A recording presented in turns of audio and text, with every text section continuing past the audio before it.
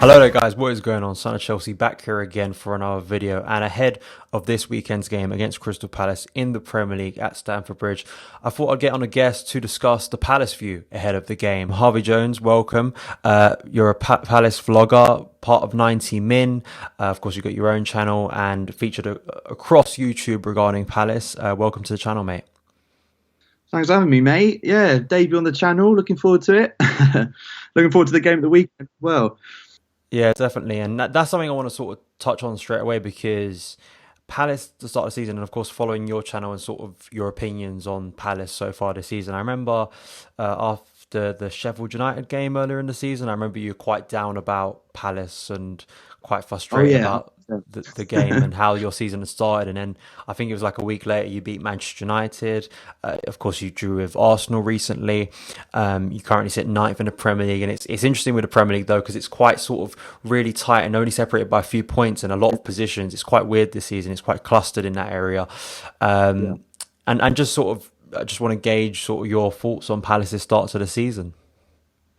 Well, yeah. First of all, again, thanks for having me on the channel. I think that it's been it's a weird one for Palace because typically we start seasons really poorly, and we're very used to starting poorly. First 10 games or so into the season, you're there or thereabouts around the bottom three, and we're just playing catch up on the teams above us in the league, and we're always in and around the relegation zone, and normally have a late surge come New Year, where the second half of our season normally is very good, and we get away from trouble. That's the typical sort of theme with Palace, but this season's been very, very different, and I'm very happy to to see it starting much better than we usually do, and it just gives you that bit of breathing space, because we're not expected to finish. Realistically, our target would be to finish top 10 this season. I think that's a realistic goal for a team like Palace.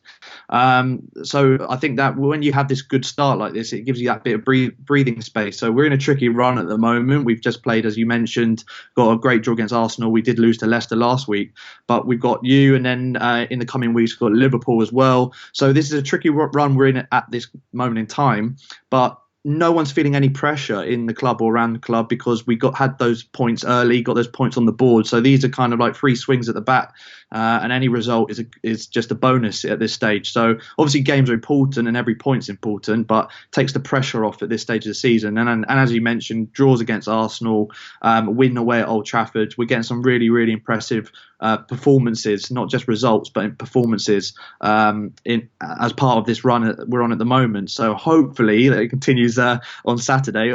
We'll see how it goes. Yes, it's really interesting with Palace because I think that you've now become such an established sort of Premier League club, and sort of there's always that expectancy that Palace will finish and in sort of either the top half or sort of in the middle of the table. Every now and then there's maybe echoes that there could be a relegation fight, but generally speaking, I think most people expect you, as you've just alluded to, that you're going to finish sort of in that same area. And I think that's probably a great thing to have as Palace. And you look at other clubs who are sort of skirting with relegation at the moment. I look at a team like Southampton, who I think are in trouble, and Palace sort of are not in that conversation. And I guess as a fan, it must be freeing to think you've had that experience now of staying in the Premier League regularly. And I guess the next intention is maybe to try and break that top seven.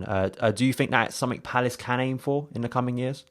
Well, we're showing that sort of ambition. We were recently in the week just gone. We've announced plans for our academy, for a new redevelopment to the academy structure at Palace to take us to a tier one academy into the tier one category, which would be huge for the club, and we'd be the only team in South London to have a tier one academy. And we've also got plans to improve the Sellers Park, improve the stadium, expand the main stand. I think that'll increase capacity about 10,000.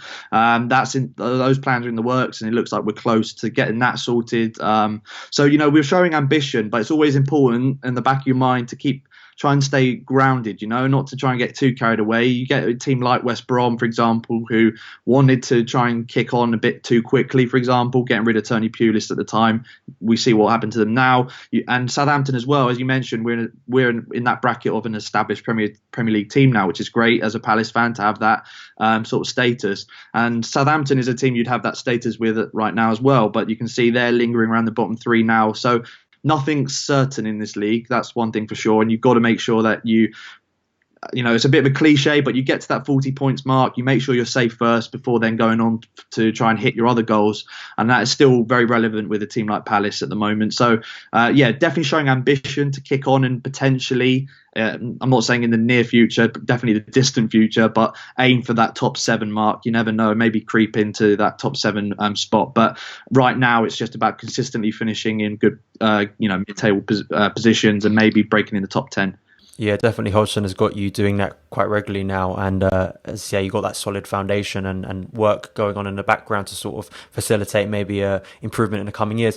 I think Absolutely. Whenever Palace, I don't know, does it get tiring as a Palace fan when sort of, I guess, either you play a bigger club or I guess the mainstream media talk about Palace, it naturally floats into Wilfried Zaha and the conversation around his future, and I guess naturally I'm going to talk about it because there is that link to Chelsea. I made a video today talking about Zaha's potential and alluding to Zaha's potential moves to Chelsea and my thoughts on it.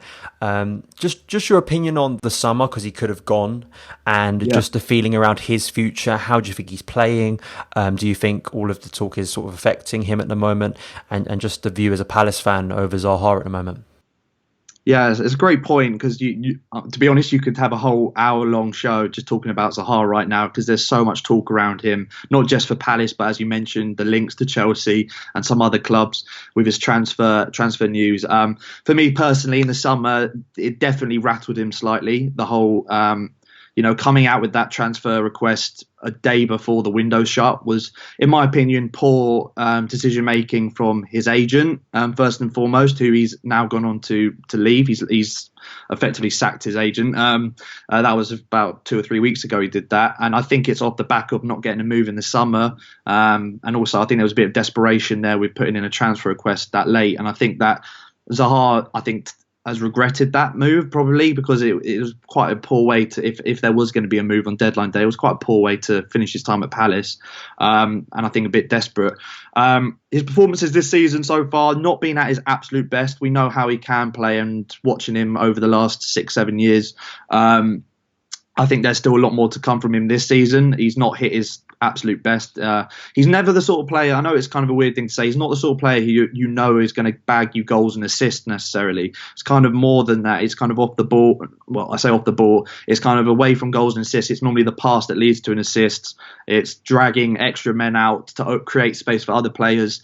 It's not so much around goal contributions. And I know at the bigger clubs like Chelsea and Arsenal, etc., it is kind of the bread and butter of players in the attacking areas. There is the goal contributions at the end of the day, and that is an area that he has to improve on to be more consistent in that part of the pitch and in his part of his game. But I think he just offers so much more than other wingers right now at certain clubs. A lot of wingers are very one-dimensional, and I think that's Zaha. Just his skill on the ball, his trickery. It's very easy for me as a Palace fan to be biased about this sort of thing, but I genuinely think he is so suited just to walk into a top 4 team right now, top 16 for sure, and make an impact. And I think at a team like Chelsea, it's more realistic he'd go to a team like Chelsea right now. Obviously, with a transfer ban, if that was to be lifted, or whatever happens there, it remains to be seen. But I think Chelsea's a fantastic move for him. I think he wants to stay in London, preferably. So that kind of narrows down his options,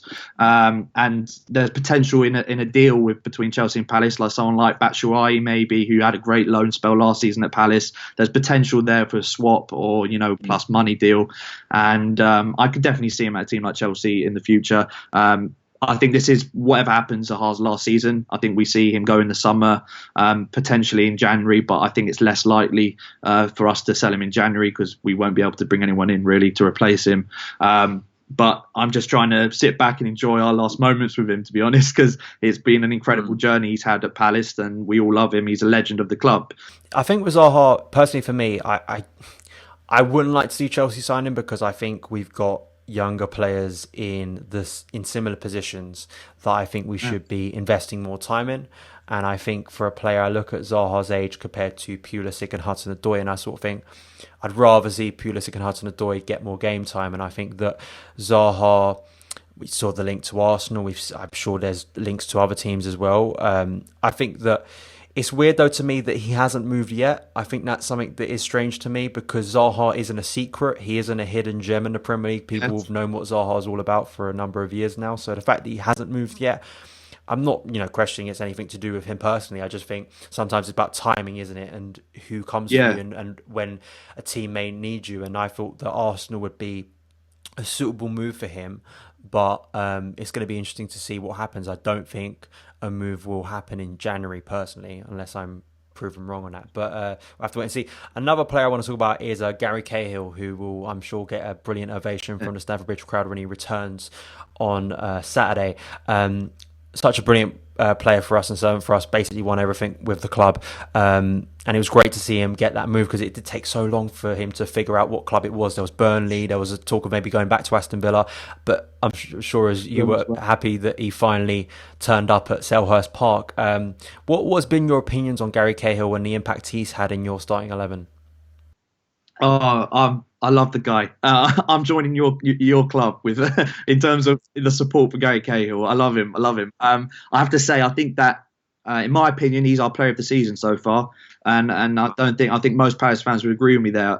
Incredible how our defence has become so structured. We used to leak goals quite a lot, and last season, to be fair, we had a good defence. Saka and Tompkins were very solid centre back, but Cahill coming in, he's been the one constant in the back line this season. We've had a few rotations due to injury, but he's been the one constant.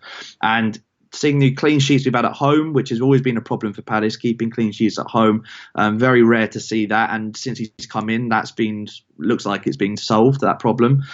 His leadership, I think the fact that what he won at Chelsea, his experience with England as well, all of that, to have a player like that at Palace is, words can't describe how important that is to a team, to have that sort of experience at all levels, at the top level, against the best players. And also his leadership off the pitch as well as on it, to the younger players in the defence and just the rest of the team. He is a leader at the end of the day, someone who I think if Luka Milivojevic isn't playing, he has the captain's armband for sure. So our spine is looking so much stronger, and the team's performance defensively is looking so much better, and that is hugely down to Gary Cahill. I think so far he's our player of the season at the moment, about a third of the way into the season, and if he continues the way he is, I think he will just be an absolute star at Palace. And I'm still shocked that no other team better than Palace managed to snap him up on a free in the summer. I thought that a team like Arsenal, I know it may not be the glamorous signing that they may have been looking for, but he sorts out the defence to a considerable degree, and the other teams like Everton, for example, their defence has been quite shaky, especially this season. These sort of teams could have done with him. So I'm very, very happy that the board managed to snap him up and get him on a deal. We're reaping the rewards from it at the moment. Yeah, definitely. I think he was one of those players that maybe was criticised a lot at Chelsea. I think he struggled in the latter years of Chelsea, especially last year, because especially with top clubs nowadays, their expectation of playing out from the back and the defenders being good with the ball at their feet. You look at Fikayo Tomori and Kurt Zouma this year, Antonio Rudiger, I would say are all superior to Cahill with that, but they are all younger players than him and have grown up in a different sort of system and been coached differently to when Cahill was being coached. Before we wrap it up, just want to get your thoughts on the game. How do you think it will play out? Your thoughts about Chelsea? Because you have won at the Bridge in recent years. And I remember last year it was quite a tricky game. I think it was 1-1 at one point. Chelsea had to really get into fifth gear to win that game. How do you see the game playing out on Saturday? Yeah, we've had some great performances, great results at Stamford Bridge. That 2-1 result. I remember Benteke. Those 2 goals in 2 minutes. Benteke, a little chip. I was at that game, an unbelievable performance. So we have had some good days at Stamford Bridge, and they're normally quite close games. They don't tend to be batterings necessarily, which is something you fear as a team going to a top 4 club away. Is that you get battered away from home, but they've all been quite close games. So I think they're definitely a chance here with I'd like to say I've been very impressed with Chelsea. I have to say, first and foremost, with the way that the young players have stepped up to the mark. I think that was the question mark from a lot of Chelsea fans, a lot of fans in general who watch Chelsea. And I myself thought that Frank Lampard would have struggled to make that step up so quickly from the Championship, not getting over the line at Derby in the playoffs, to then step up to Chelsea with their aspirations. As much as he is a legend, I thought it would be quite tricky for him, but he's just been absolutely fantastic this season. I've got to take my hat off to him. He's done a fantastic job so far. So it's going to be very, very hard, especially with the pace you guys have up front and how quickly you play. Jorginho pulling the strings as well in the midfield. So you've got a range of passing and the speed of play that will definitely make things difficult for us. And we have it been exposed to the counter-attack a few times, the way we play, and not necessarily having the quickest players at the back. So that could be an opening for you guys. Me personally, we will sit deep for sure, try and frustrate you guys and look to break quickly, because I do think your defence can be got at times if you are quite direct and clinical with your attack. So it's going to be very close, man. In terms of score prediction, I do think that I like to think we could get a point out of this, but I do think Chelsea will get over the line. I think it'll be another 2-1 result. But as I said before at the start of the video, there's no pressure on us to get a result at this stage of the season against Chelsea, like we had a few seasons ago under Sam Allardyce when we did beat you at Stamford Bridge. There was pressure on us at that point to get the result. So I think with no pressure on us, we can have a real go at this and hopefully get a point or maybe more over the line. But if I'm being realistic, I think Chelsea should win this. Yeah, definitely. Chelsea score it early. I could see the game opening up. I think in recent games, if I look at Watford and Burnley, those are two games, especially away from home, where you expect a deep-lying defence, a low block against you, and Chelsea have been able to expose that in different ways, and then we're able to play our game a lot more in the early goal. That first goal is always so key in these games. But that is the preview for the game. Thank you, Harvey, for coming on. Before we wrap it up, just want to give you the chance to shout out where people can find you online. Yeah, cheers, mate. So my channel on YouTube, if you're interested, is at Red and Blue Site YT. It's obviously a Palace channel, so there's going to be a lot of Palace-based stuff. But I do talk about other Premier League teams every now and then as well. So if you're interested, obviously go and subscribe. And it's at Red and Blue Site on Twitter as well. Talk a lot of crap on Twitter, so you can enjoy that as well. So go and check out all of his links in the description box below. Definitely go and support Harvey there. Got some good content. But thank you guys so much for taking the time to watch this video. If you did enjoy it, hit that subscribe button and a notification bell to never miss an upload. Follow me on Twitter at Son of Chelsea, and I'll see you again.